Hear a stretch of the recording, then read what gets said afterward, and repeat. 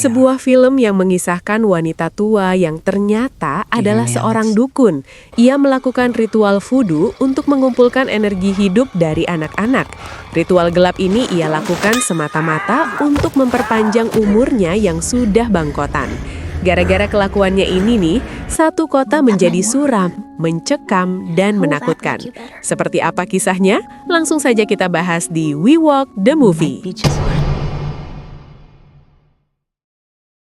Cerita dimulai saat malam hari, tepatnya pukul 2:17. Semua anak berlari keluar rumah menuju kegelapan lalu menghilang tanpa jejak.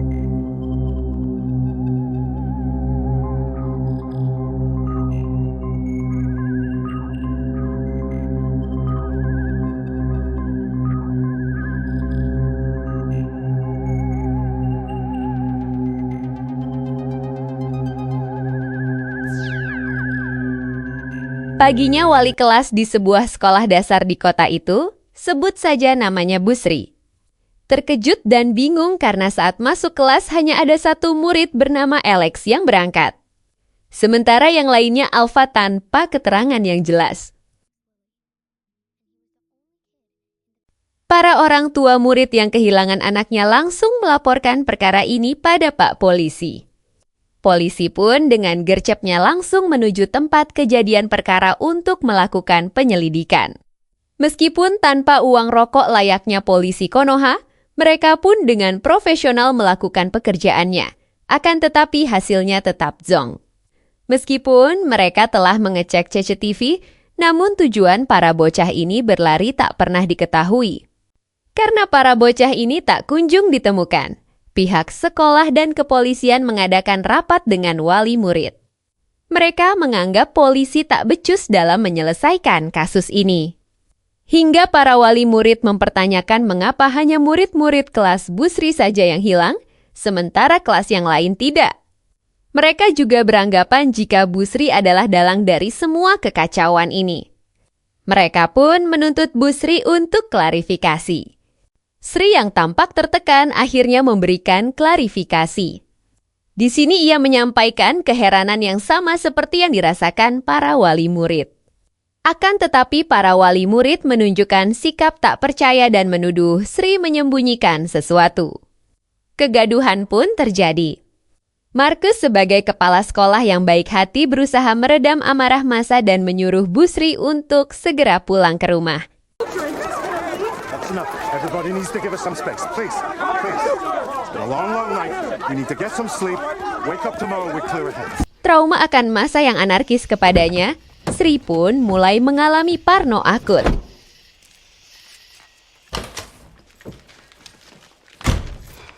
Setelah Sri tiba di rumah, bel rumahnya berbunyi. Tapi saat pintu dibuka tak ada seorang pun di sana. Hello? Yes?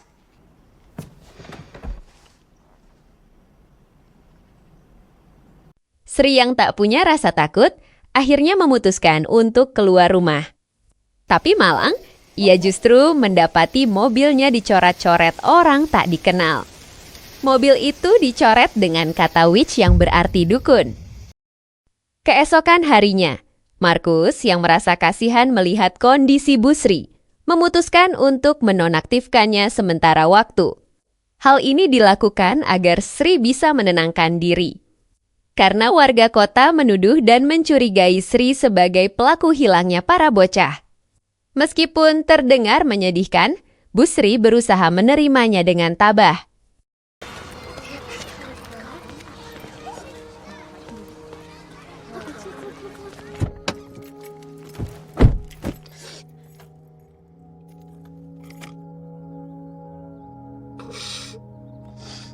Dalam kondisi gundah gulana, Sri berusaha mencari informasi dengan mendatangi rumah satu-satunya murid di kelasnya yang tidak hilang. Murid itu bernama Alex.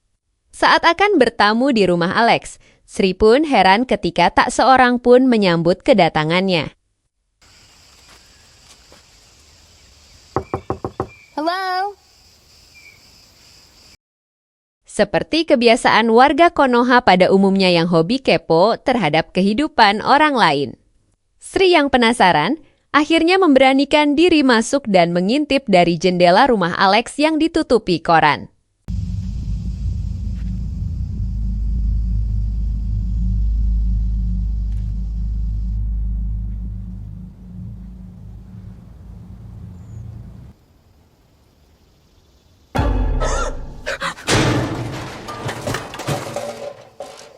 Sri pun syok melihat kondisi di dalam rumah. Terdapat sepasang suami istri yang duduk di sofa dalam kondisi seperti mayat hidup. Setelah berkunjung ke rumah Alex, malam harinya Sri mengalami mimpi buruk. Ia bermimpi masuk kelas dan mendapati murid-muridnya menundukkan kepala. Dan tiba-tiba saja Alex menampakkan wajah seramnya.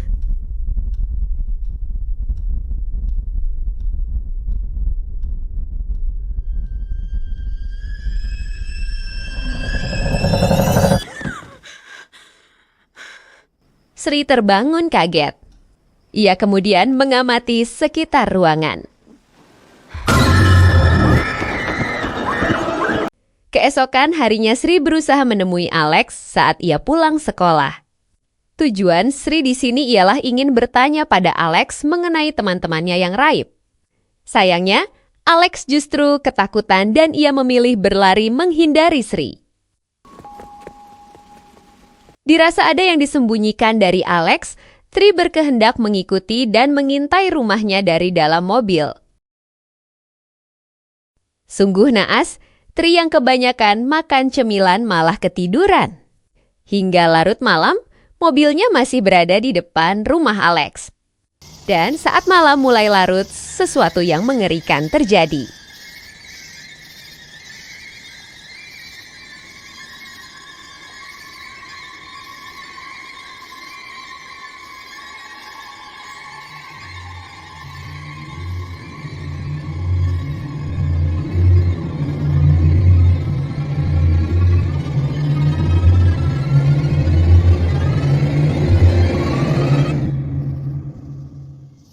Sri yang masih ngorok, tak sadar jika rambutnya digunting oleh seseorang yang keluar dari rumah Alex.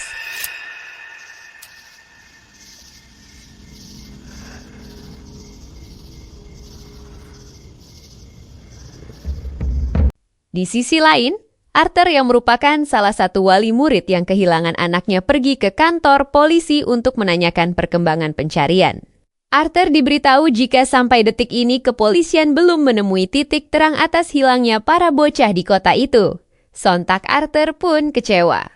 Terlebih jika Pak Polisi memintanya agar bersabar sedikit. Di tengah malam saat Arthur tertidur, ia kaget ketika dirinya mengalami fenomena raga sukma.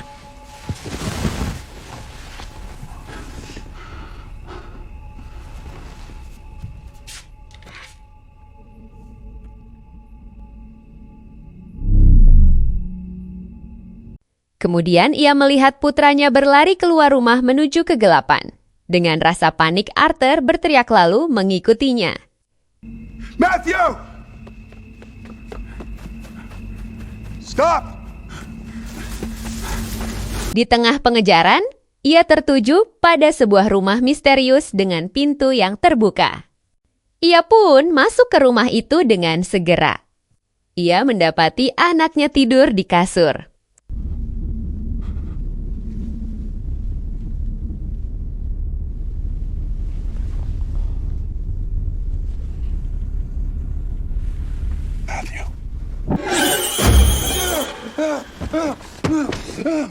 Scene beralih pada seorang polisi bernama Paul yang sedang melakukan patroli rutin. Saat itu, Paul melihat gerak-gerik berandalan yang mencurigakan, dan ternyata insting polisinya benar. Ia mendapati berandalan itu hendak membobol rumah.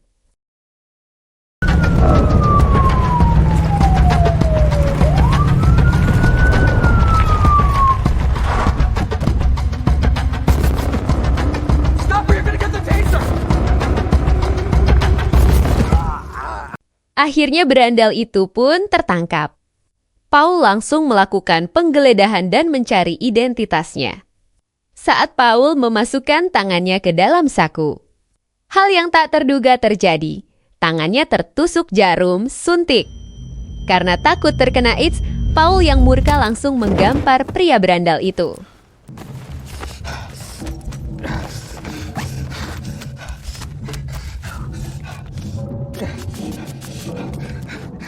Di saat itu juga Paul tiba-tiba panik karena tindak pemukulannya terekam CCTV mobil dinasnya.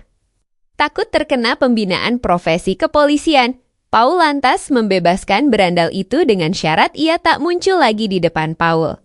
Singkat cerita, namanya juga berandalan yang tak punya pekerjaan. Tak enak kalau tak mencuri barang haram. Ia kembali berniat menggasak rumah orang yang tampaknya kosong. Seperti yang kita tahu, kali ini sasarannya adalah rumah Alex, dan tak mau buang-buang waktu, berandal itu langsung beraksi.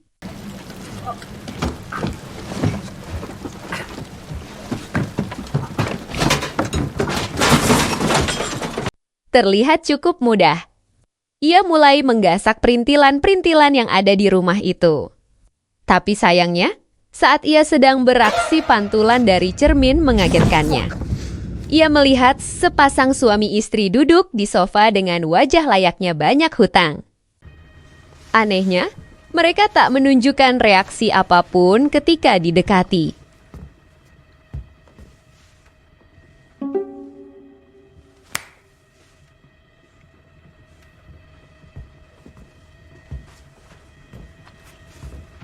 Pria berandal itu pun melanjutkan aksi mencurinya. Hingga pada suatu saat ia berjalan menuju sebuah ruangan yang nampaknya ada barang berharga.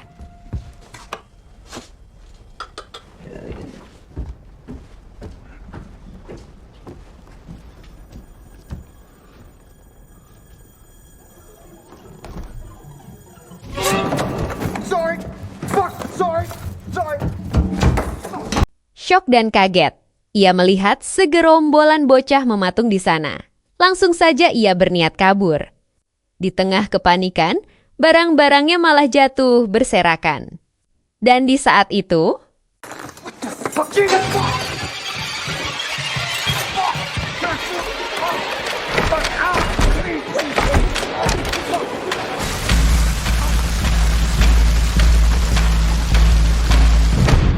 setelah berhasil keluar dari rumah horor itu, ia lalu menjual perintilan-perintilan hasil colongannya. Dan di saat itu pula, ia melihat poster pengumuman tentang bocah-bocah hilang. Di situ juga tertulis bagi yang berhasil menemukan akan diberi duit $50.000. Karena butuh duit buat membeli narkoboy, ia langsung mengontak polisi untuk memberitahu lokasi di mana para bocah itu disembunyikan. Lalu pihak kepolisian meminta berandal itu untuk datang ke kantor polisi. Ketika akan datang ke kantor polisi, Paul yang melihatnya dari kejauhan langsung berteriak mengusirnya. Paul mengira berandal itu akan melaporkannya karena masalah pemukulan tempo hari. Berandal itu pun berlari ke tengah hutan. Namun betapa syoknya ia saat melihat sosok perempuan bangke berdandan badut.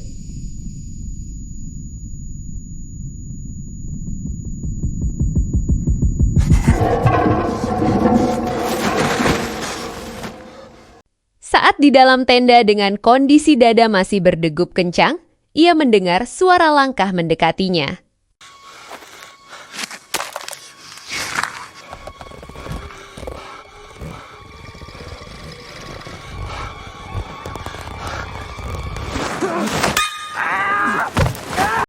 Sungguh terlalu manusia keparat ini. Berandal itu menusuk wajah Paul dengan jarum suntik. Paul pun membalas dengan mengarahkan bedilnya ke arah berandal itu. Tapi saat Paul mengarahkan bedilnya, berandal itu menjelaskan jika ia ke kantor, polisi hanya ingin melaporkan di mana posisi bocah-bocah yang hilang berada. Walaupun gedek, Paul langsung mengajak berandal itu untuk menunjukkan di mana tempatnya. Mereka berdua akhirnya tiba di rumah Alex. Paul yang merupakan polisi pemberani langsung melakukan pengecekan ke rumah itu. Sementara si berandalan terlihat menunggu di dalam mobil. Entah apa yang terjadi, hingga larut malam Paul tak kunjung keluar dan menyebabkan berandal itu kesal menunggu. Dan saat keluar, keanehan mulai terjadi pada Paul. Hey, yo, Jesus Christ! Hey, get the fuck off me! Get the fuck off me! Hey, fuck, help me! Help me! Someone please help me! Kira-kira misteri apa yang ada di rumah itu? Untuk mengetahui semuanya, cerita bermula saat Alex pulang sekolah dan dijemput bapaknya. Di tengah perjalanan, bapaknya berkata jika saudara nenek yang bernama McErot akan tinggal di rumah mereka. McErot akan tinggal untuk sementara waktu karena masalah kesehatan dan sudah bau tanah. Saat Alex tiba di rumah, ibunya menyuruh agar Alex lekas tidur siang karena nanti malam mereka akan kedatangan tamu spesial yaitu McErot. Malam harinya, Alex yang sedang membaca buku mendengar kedatangan seseorang. Dan setelah dicek, rupanya itu McErot.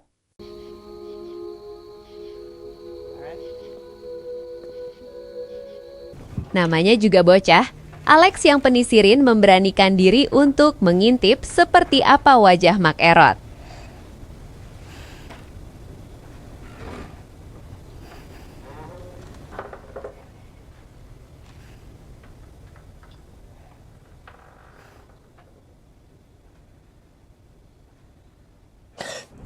Siang itu, saat Alex pulang sekolah, ia kebingungan karena bapaknya tak menjemput. Setelah menunggu sangat lama, ia pun akhirnya memutuskan pulang ke rumah dengan jalan kaki. Namun, saat tiba di rumah, Alex kaget melihat orang tuanya mematung di ruang makan dengan tatapan kosong seperti orang banyak hutang. Alex juga terkejut saat tahu jika McErot tiba-tiba terlihat segar bugar. McErot lantas menyuruh Alex untuk duduk. Ia lalu memperlihatkan jika kedua orang tua Alex sudah disantetnya.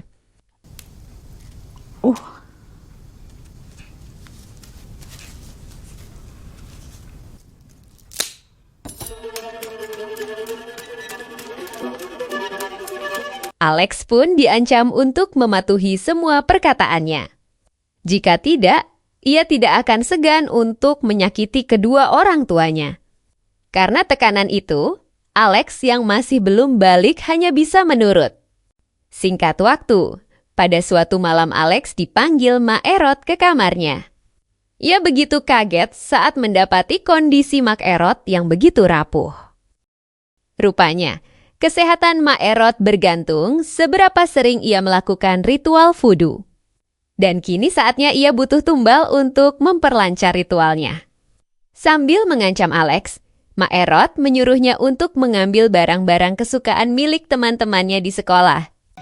Bring an object from each of your classmates home to me. Di sekolah, Alex mulai mengambil kertas nama milik teman-temannya. Lalu memberikannya pada McErot.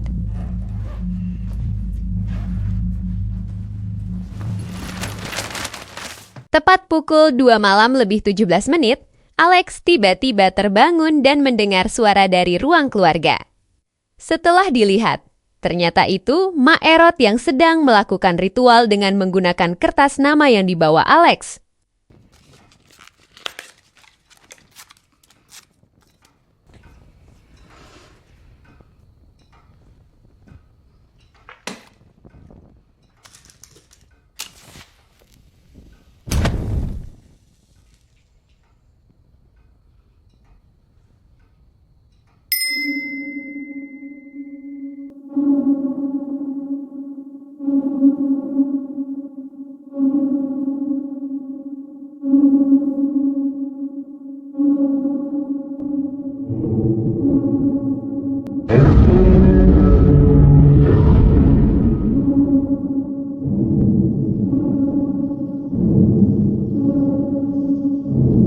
Dari sinilah jawaban atas misteri hilangnya murid-murid sekolah, di mana mereka semua ditarik menggunakan ilmu gaib ke rumah Alex. Cerita kembali ke seorang polisi dan berandalan yang terseret ke dalam rumah Alex. Bisa kita lihat, saat ini Paul dan berandal itu dalam pengaruh sihir McErot. McErot lantas menyuruh Alex untuk mengemasi barang-barangnya karena besok mereka akan pindah rumah. Di sini ia berpesan kepada Alex agar tidak menginjak garam yang ia taburkan di lantai.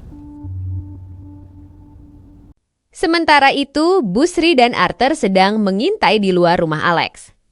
McErot yang mengetahui keberadaan mereka mulai melakukan penjebakan. Ia menggunakan Paul untuk mengajak keduanya agar mau masuk ke dalam rumah. Hello?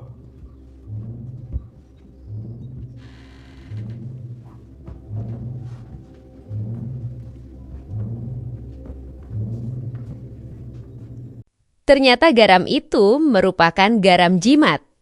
Siapa saja yang menginjaknya akan diserang oleh orang yang sudah terkena sihir McErot.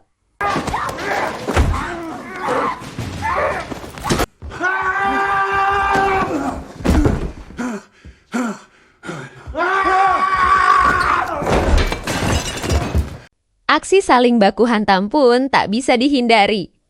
Busri bergelut dengan Paul sementara Arthur bergelut dengan berandal sialan. Skor 1 untuk Sri karena berhasil membedil Paul. Di sisi lain, Arthur yang sudah lebih dulu mengalahkan si berandalan langsung mencari keberadaan anaknya. Matthew. Come on. Matthew. Menyadari keadaan rumah yang semakin semrawut, Alex yang sudah mengetahui teknik ritual voodoo McErot mencoba melakukan ritual itu sendiri. Kali ini ia menggunakan rambut milik McErot untuk dijadikan korbannya. Dan saat itulah aksi yang tak terbayangkan mulai terjadi.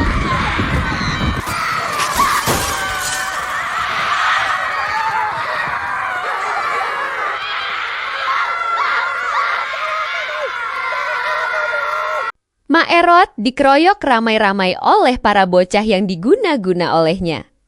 Mereka lalu mencabik-cabiknya seperti mukbang daging onta.